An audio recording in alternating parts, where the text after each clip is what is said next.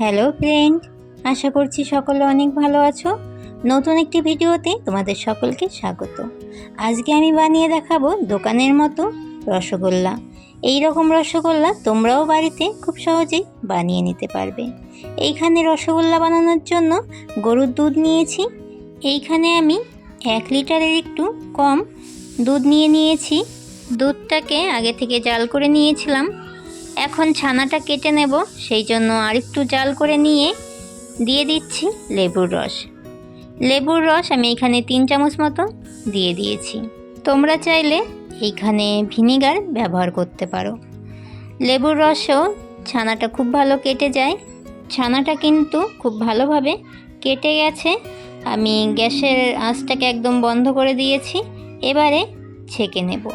ছানাটাকে এই ঝাঁঝরিতে ছেঁকে নিয়েছি। এবারে দিয়ে দিচ্ছি 2 গ্লাস মতো জল দিয়ে ছানাটাকে একটু ধুয়ে নিচ্ছি।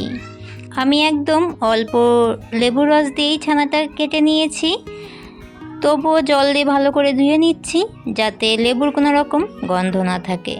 এবারে জলটাকে খুব ভালো করে চিপে ফেলে দিচ্ছি। ফেলে দিয়ে এবারে একটা শুকনো সুতির কাপড় নিয়েছি। কাপড়ের উপরে ছানাটাকে দিয়ে একটা দলা পাকিয়ে কিছুক্ষণের জন্য রেখে দেব, যাতে ছানার গা থেকে সব জলটা ভালো করে ঝরে যায়। কিছুক্ষণ পরে ছানাটাকে খুলে নিচ্ছি। আমি প্রায় 20 মিনিট মতো ছানাটাকে এইভাবে বেঁধে রেখে দিয়েছিলাম। এখন দেখতেই পাচ্ছ ছানার গায়ে কোনো রকম জল নেই। এরকম হাতের তালুর সাহায্যে ছানাটাকে খুব ভালো করে মেখে নিতে হবে। সুন্দর একটা ডো করে নিতে হবে। মিষ্টি বানানোর জন্য ছানাটাকে খুব ভালো করে মেখে নিতে হবে।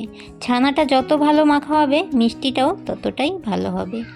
দিয়ে দিচ্ছি সামান্য কিছু পরিমাণ চিনি। চিনিটা দিলে মিষ্টির ভেতরটা খুব স্পঞ্জি মতো হয় আর ভালো হয়। তোমরা অবশ্যই এইভাবে চিনিটা ব্যবহার করবে। ছানাটাকে প্রায় আমি 5 মিনিটেরও বেশি সময় ধরে মেখে নিয়েছি।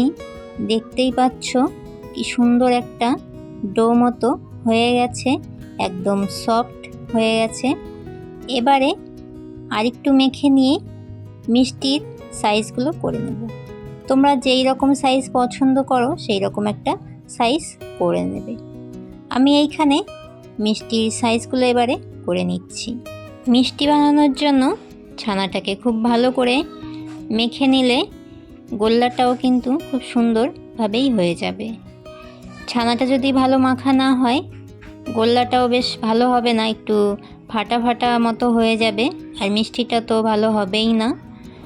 এবারে মিষ্টিগুলো বানানোর জন্য কড়াইতে দিয়ে দিচ্ছি 1 কাপ মতো চিনি আর তার সাথে দিয়ে দিয়েছি 1.5 কাপ মতো জল। আমি এইখানে শিরাটাকে একদম পাতলা শিরা করছি। তোমরা যদি গাঢ় শিরা করতে চাও তাহলে যেই পরিমাণ চিনি দেবে সেই পরিমাণ জল দিয়ে দেবে, তাহলেই শিরাটা গাঢ় হয়ে যাবে। আমি এখানে পাতলা একটা শিরা করে নিয়েছি আর প্রায় 2 থেকে 3 মিনিট হাই ফ্লেমে জাল করে নিয়েছি। এবারে মিষ্টিগুলো দিয়ে হাই ফ্লেমেই জাল করে নিচ্ছি। মিষ্টিটা দেওয়ার 1 মিনিট পরে গ্যাসের আঁচটা মিডিয়াম করে রেখে ঢাকা দিয়ে দেব 2 মিনিটের জন্য। 2 মিনিট পরে ঢাকনাটা তুলে দিচ্ছি আর দেখতেই পাচ্ছ মিষ্টিগুলোর সাইজ কতটা বড় হয়েছে। এবারে দিয়ে দেব 2 এলাচ থেতো করে। এখানে একটা মিষ্টি আমি নাড়াচাড়া করতে গিয়ে হাতায় লেগে একটু কেটে গিয়েছে সাইডটা।